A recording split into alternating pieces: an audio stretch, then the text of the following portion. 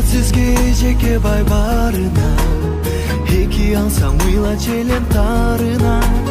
Билбептирмин ошол кезде жаш эле, жакшы оку деп күнүгө айтканыңызда.